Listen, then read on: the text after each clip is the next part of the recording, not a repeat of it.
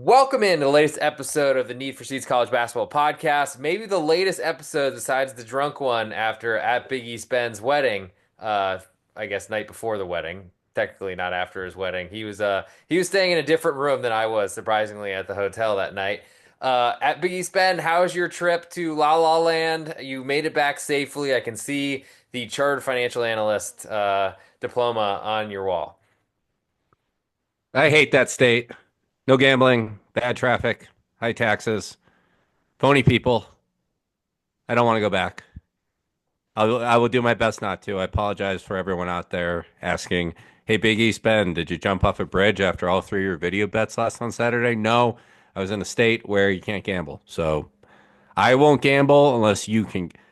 I don't want you to gamble unless I can gamble. Right. I thought you could gamble in California. I thought sports betting was allowed there. Nope. Oh, and after we did the need for screens, I took a little 30-minute drive to the Yamavara Casino, play some blackjack. Continuous shuffle, couldn't count. $25 table minimums, awful. Got cleaned out in about 30 minutes. Took a 30-minute drive home. Had one gin and tonic. Sucked. Overall, negative trip. Negative trip. Well, at least hopefully you didn't total your car. That was just what the valet did. So, on this episode, we're gonna go through 5 games on our college basketball slate for Saturday, December 21st. There's a lot of sports tomorrow with the NFL having Saturday games, the college football playoff having 3 games, the soccer slate's huge in the morning as well, and some of the afternoon, and then a big, big group of college basketball games. We're going to give you some of the best ones that are out there, and then we'll give you best bets end of show. We'll be giving also some promotions for saving some money at pregame.com. Plus, we'll be mentioning the college football best bet bonanza contest. Free entry. You can win $500 cash plus plenty of bulk dollars at pregame.com as well.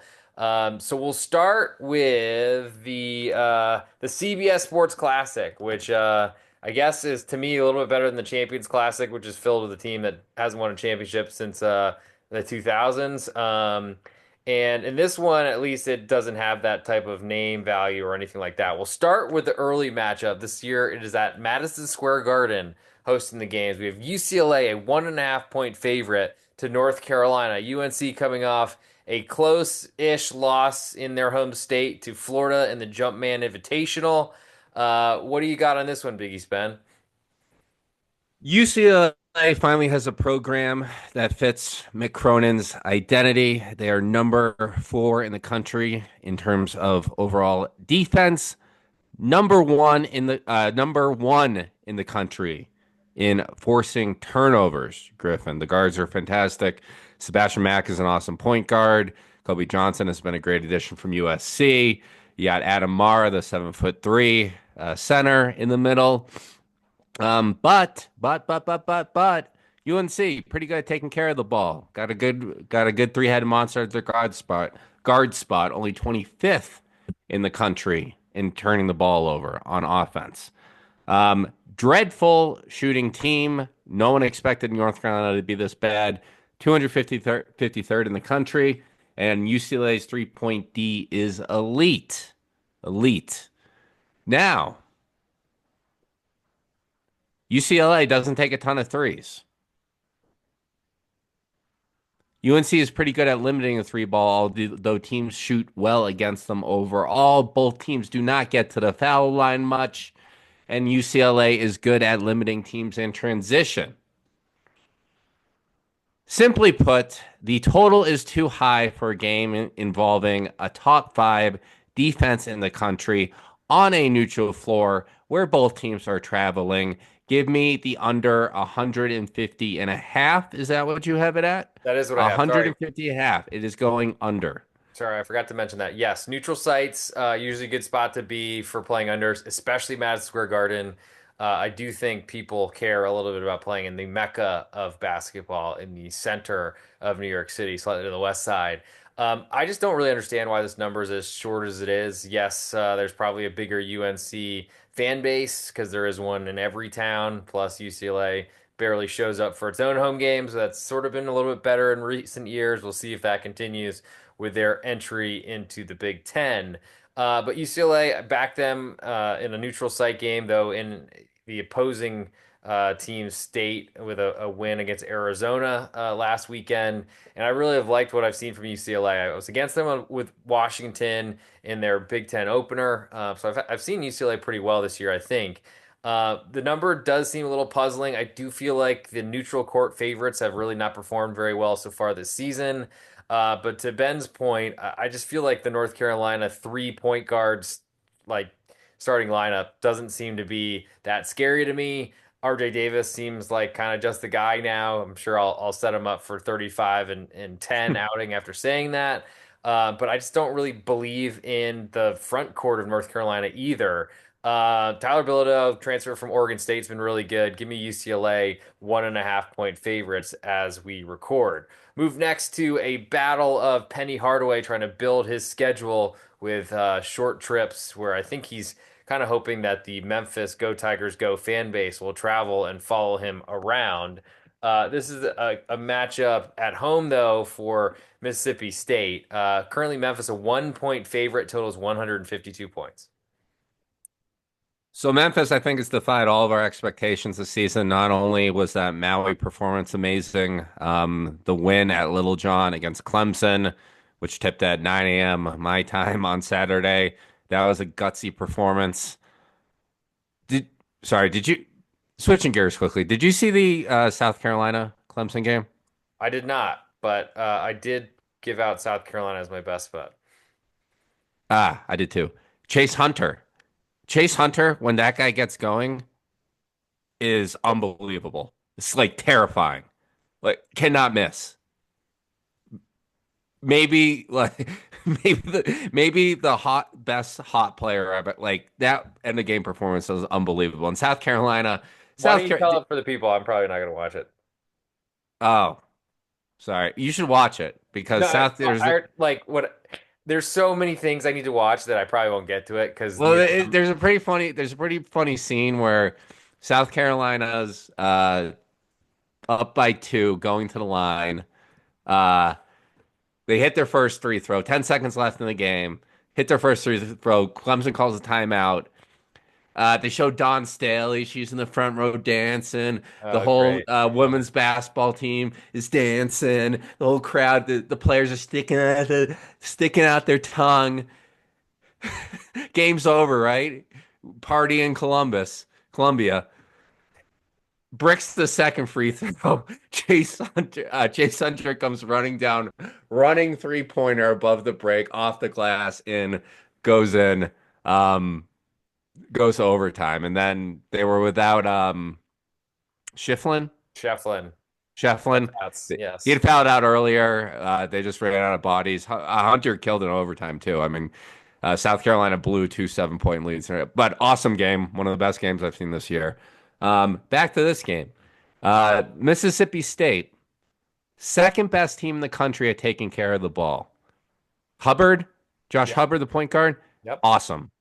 Dynamite point guard. Gritty, hard-nosed state. Wouldn't call him a point guard. That's a stretch, but that it works. I call him a scoring guard. Was six man last year. The Mississippi, I think, Mr. Basketball, which usually doesn't say much, but apparently he's pretty good. He came off the bench last year? You did probably why Mississippi State didn't do as well as they probably could have. Yeah, stupid. Um, 34th in the country in grabbing their own misses. Memphis only 115th in the country in forcing turnovers and a dreadful 274th in rebounding.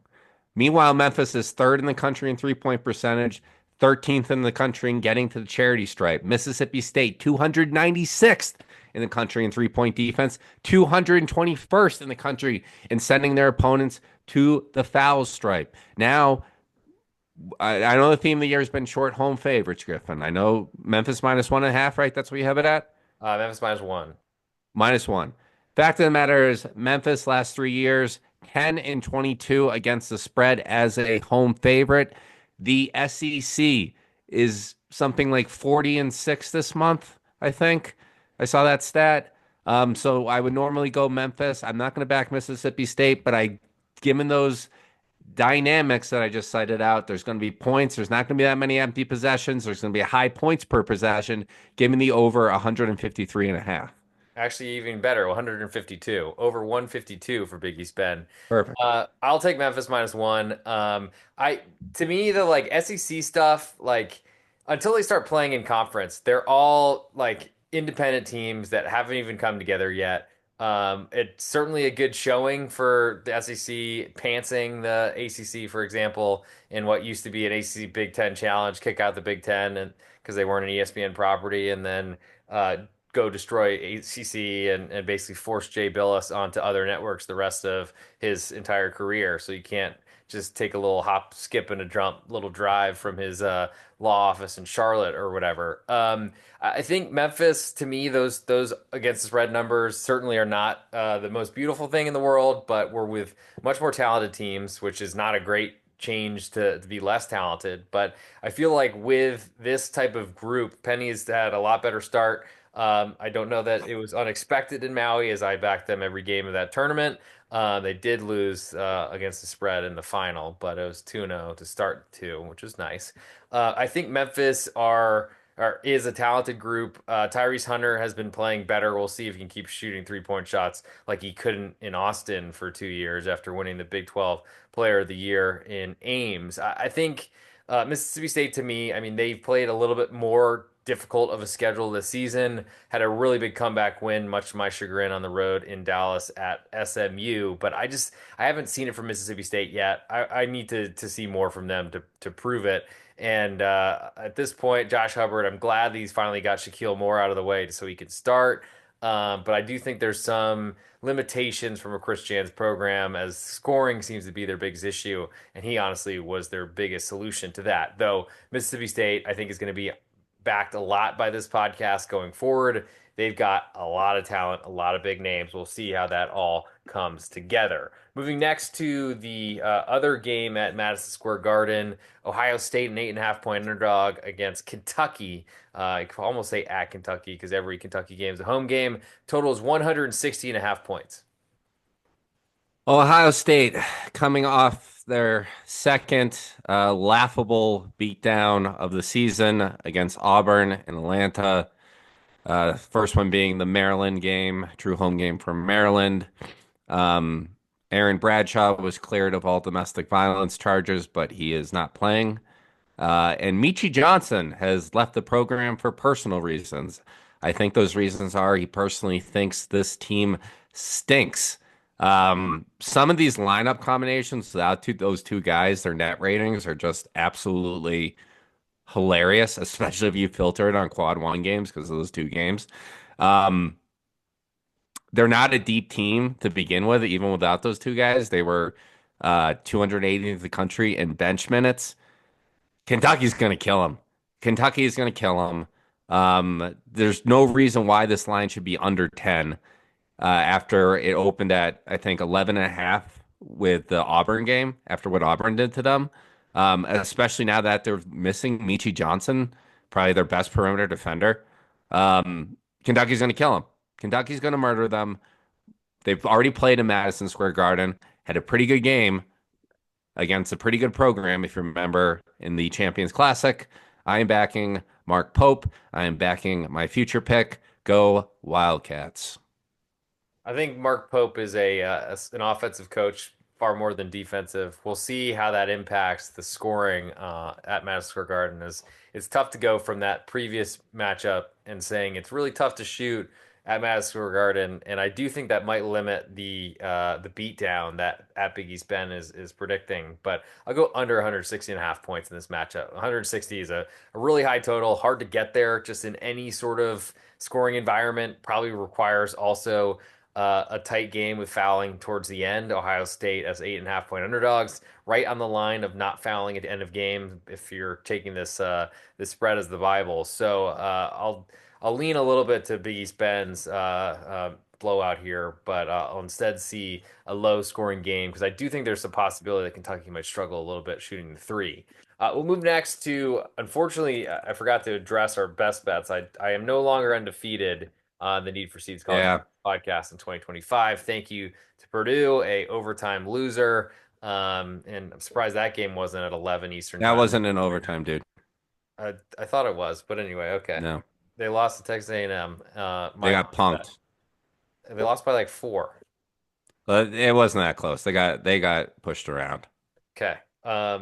Well, Auburn is as just mentioned for the Ohio State victory. Now Purdue are back on this podcast as nine Can I point address dog. my best bet? What? Yeah, Can I please, address my best bet from please, last week? please. Syracuse. Syracuse hosting Georgetown. Syracuse is up 6 points with like 6 minutes 4-12. left. Yeah, 4-12. Goes scoreless to the 1 minute mark.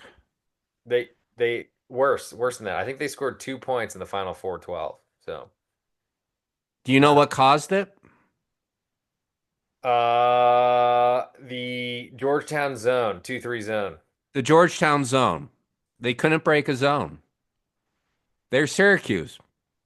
I know Boeheim's gone, but the fact that that program has no idea how to beat a zone is infuriating. Aiden Autry, Red, Adrian, Red. Adrian Red, shame on you. Shame on you. You better get your shames in because he's not going to make it to next year with his big signing of Kian Anthony, who literally was going only to Syracuse. If that keeps him in his job, great. Ed Cooley with a coaching masterclass. He outcoached Red Autry so bad on that one. Red was like about to donate the hair he doesn't have on his head to the back of Ed Cooley's skyline. I feel like the to me that I was on it too. Syracuse at home moved to actually an underdog before tip Yeah. off, which was usually not a good sign. But some of these market moves have been so wrong. Like it's not one of those things that I think you just run away from as you see everyone in the world betting the Georgetown Hoyas, who have shown nothing. Their freshman big man gets in foul trouble immediately to start the game, and Syracuse just couldn't pull away. And then, as you said, the scoring drought late was pretty brutal. And ultimately the zone, I think Cooley just tried it and then Syracuse struggled with it and kept struggling. And so why would you ever leave it? Meanwhile, Red Autry just has no idea what he's doing on the sideline. I don't know how he got, I guess he was a better alternative to Jim Boeheim because the Syracuse athletic director just wanted Jim out of the way. But sheesh. Syracuse looks nothing like the program they used to be. I mean, even Kevin Brown, the play-by-play guy, does the Orioles for Major League Baseball and ESPN guy for through and through. But he's like trying so hard with Chris Vitola to sell that game as being something that's relevant and meaningful, and why the heck that game was even on ESPN, considering Georgetown and Syracuse what tough times they've fallen upon. But man, ugly matchup, ugly going forward. And I guess ugly and it took two ugly games to push us down to 0-2 on our best bets. The first, my first loss of the season, and definitely our first 0-2 because I had not lost previously. If Um, you had a coaching death pool of these four guys, Red Autry, Diebler, Hubert Davis, Kyle Neptune, who's reaching the finish line first in what order? who's getting fired first? Yeah. Kyle Neptune, Red Autry. Say the other two again. Hubert. Diebler and Hubert Davis. Oof. So. Diebler's one of those you should never hire an interim head coach just because something went right for a few games after Chris Holtman had a good roster and they just couldn't win any games.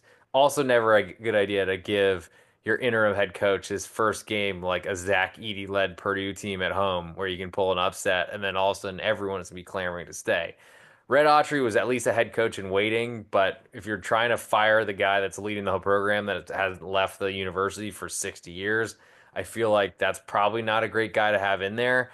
The Kian Anthony recruit thing, to me, that doesn't mean anything because he was going to go to Syracuse and doesn't. I don't even know how good he is. He just says as a name. Hopefully, he's as talented as Bronny James.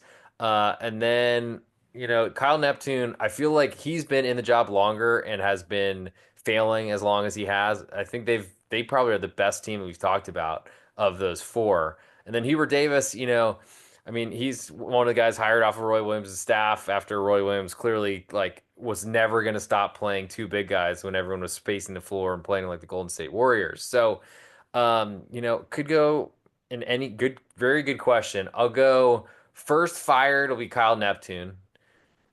Second fired will be. I feel like Diebler, since he's in the job less than a year since he just took over, they probably can't get rid of him. He's got two. I mean, Ohio State's made of money, so they don't really care that much. But I think with football being the priority, he's probably not going next. So I'll go Neptune, Hubert Davis, and then I'll go. Oh man, it's Diebler, and who's my other choice? Autry. God, I can't believe this. Okay, we'll go Neptune first out the door, Hubert Davis, Red Autry, and then Debo last. All right, I'll switch your Autry and Hubert Davis. You said okay, so you'll go Neptune first, Red Autry, Hubert Davis, and then Diebler.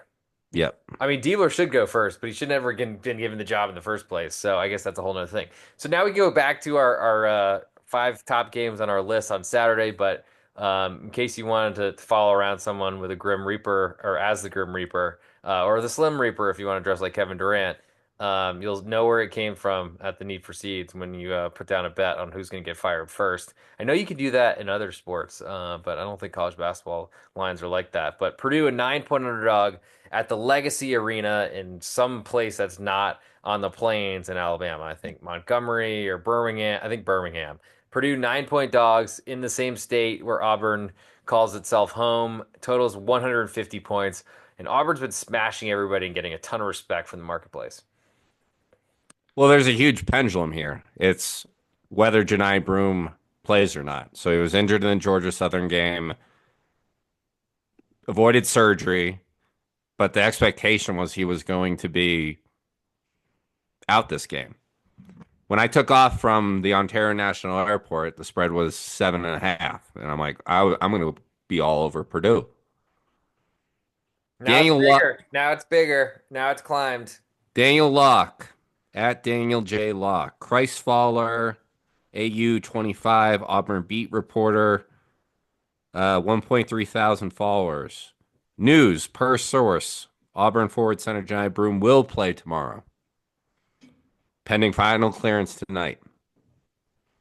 That's huge. I mean that like Dylan Cardwell is not going to fill the shoes of Janai Broome from a scoring perspective. The evidence of Auburn's lineups without him are limited because usually when he's not playing, they're already up by 40. But again, figure out what's going on tomorrow. If I'm going off if he's playing, I'm going to trust Daniel J. Locke, 1.3 thousand followers on Twitter, Yikes. Auburn beat You got to be careful trusting reporter, people with only 1.3 thousand followers on Twitter. but he's an Auburn beat reporter. I don't Yeah. know. I guess I could change my headline to Christ follower and Auburn beat reporter too, and then I have more followers than him. Maybe I'll DM Bruce Pro and be like, "Hey, Bruce, remember me? I sat behind you at Assumption College to see Michael Beasley play 16 years ago.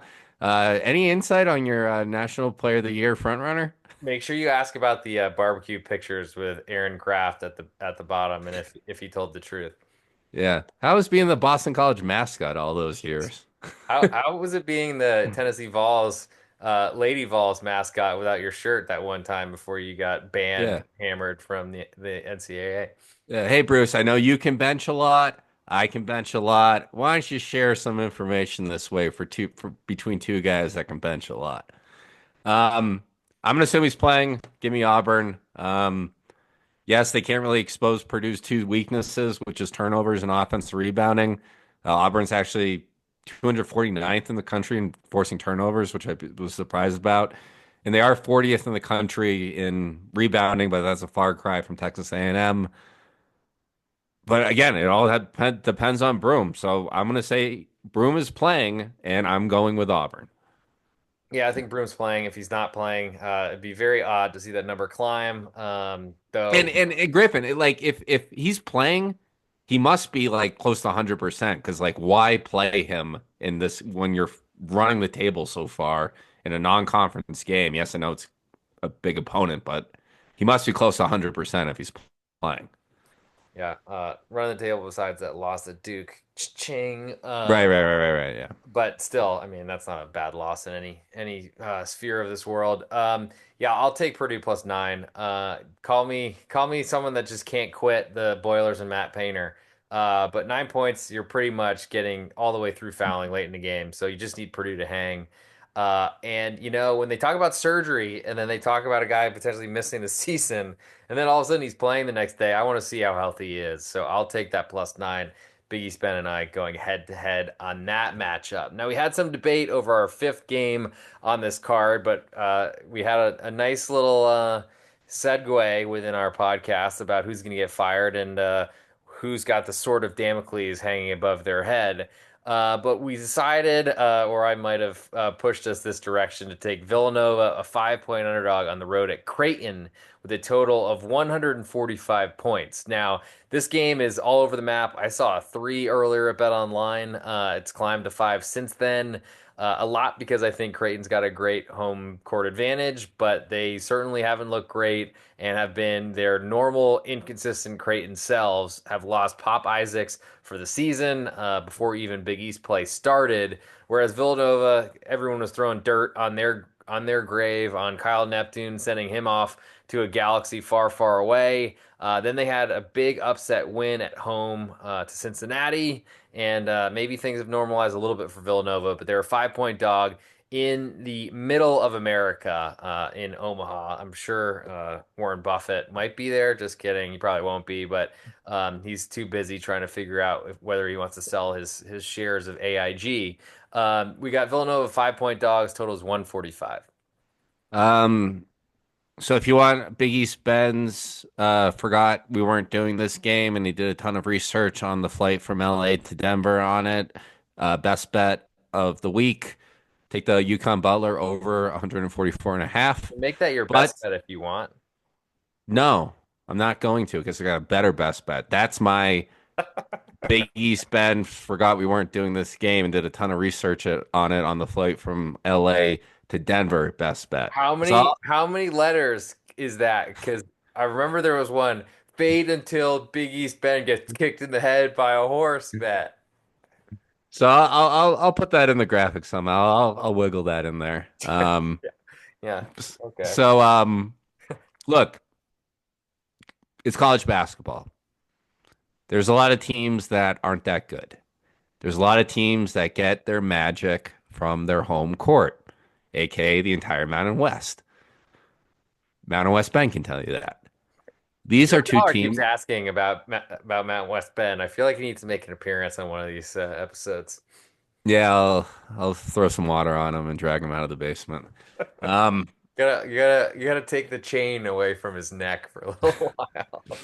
these are two teams that get all their magic powers in their current state, get all their magic powers from their home court. Yes, Villanova beat Cincinnati. Yes, Villanova beat Seton Hall. Uh, haven't played too well away from the Fin, including they didn't play well at the Fin against Columbia. Lost to St. Joe's away, lost to Virginia on a neutral, lost to Maryland on a neutral. Creighton, another team that gets their magic powers from their home court, had an upset over Kansas. Yes, I know Pop Isaacs played in that and he's gone, but there's no better environment than the Chi Health Center. Uh, Villanova still Villanova. Kyle Neptune still Kyle Neptune, number one in both of our uh, Mount Rushmore of coaches heading to their doom.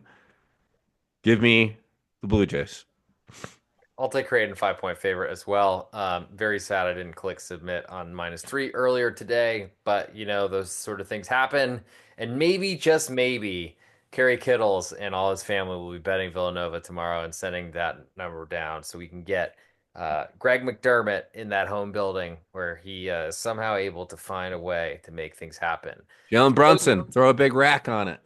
Yeah, Jalen Brunson, do one of those commercials where you have all these TVs attached to your jacket. So those are our 5 games. I haven't seen that one. There's some sort of like I want to say it was like Sunday Ticket or something like that, where he literally has a jacket and he just has screens all running down the sleeves on everything on the outside. And Sunday ticket.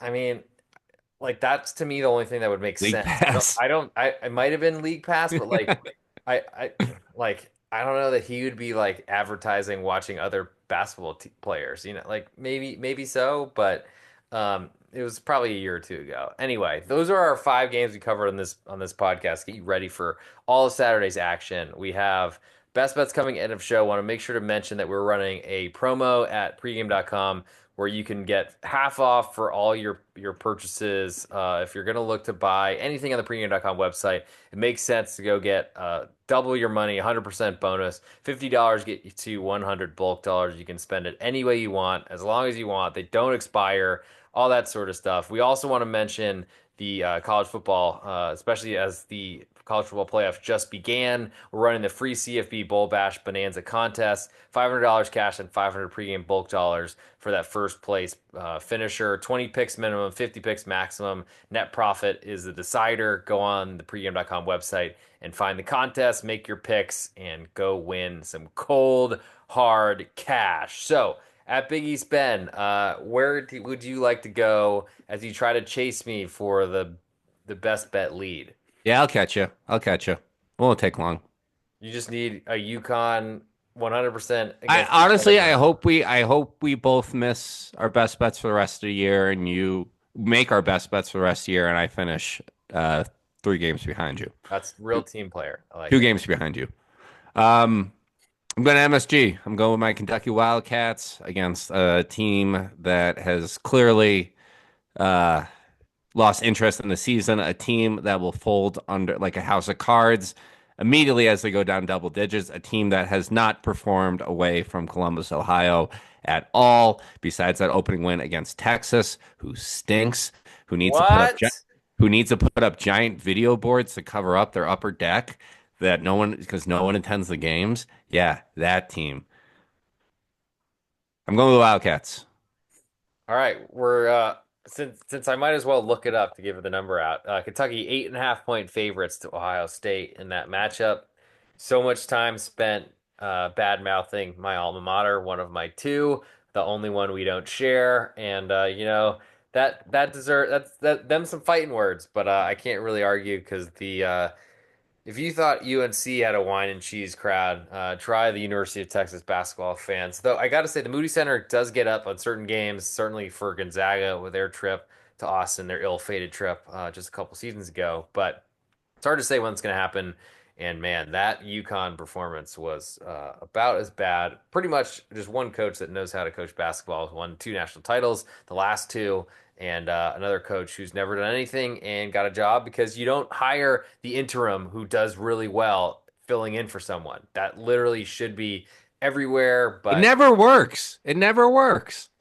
yeah, find me an interim who's taken the job over, and it's actually been a good decision for any party involved. For my Coach bet, O. what? Coach O. Coach Orgeron, yeah, go Tigers! While he was trying to lay every LSU undergrad and probably post grad as well. I don't know if LSU has an MBA program, but probably he was deep in those library sheets as well. For my best bet at the real underscore G Warner across all social media platforms, I'm going to go the Florida State Seminoles, a 1 point underdog at home to Louisville. Color me not impressed by Louisville so far this season. Still hilarious. They were favored to Oklahoma in the title game, the battle for Atlantis. I just don't think Louisville are that strong. I don't think their style of play will work very well. Florida State's depth, I think, is like the worst team to try to run through someone, pass someone, everything like that. Maybe Chucky Hepburn has a big night as he's trying to go become a scoring guard as opposed to what was stifled at Wisconsin. But I just think Florida State, they've got a ton of depth, they got a ton of length, got a ton of width, got a ton of everything, depth, and I think Florida State at a 1 point underdog at home to Louisville. I'll make Louisville go win on the road to make me change my mind. So I'll do it for this episode of the Need for Seeds College Basketball Podcast. We are expanding to 2 episodes per week very soon, so make sure you put that on your calendar. I know a lot of you have been asking, just why don't we do that already? Well, unfortunately, there are other things that need to get ironed out before that occurs. But thanks for joining at Big East Ben at the real underscore G Warner for this episode, and we will see you on the next one coming next week. Make sure if you want to look for some college football stuff, we have bowl picks coming out all the time. We just did an episode last night covering the next five bowl games Freaking Ohio, man. that are not related to the college football playoff. That will all be going until Christmas Eve. Would you like to get something off your chest about Ohio, Big East Man? Well, they were my best bet, and they were up 30 to 14 in the fourth quarter, and they didn't cover. Welcome to college football, the bowl bracket bonanza thing. Go sign up for the contest on pregame.com. Go win $500 cash or $300 cash or just cash in general or some bulk dollars. It'll all be worth it for everyone. Thank you for tuning in, and we will see you all after a night of no sleep as you prepare for the Saturday college basketball card in depth.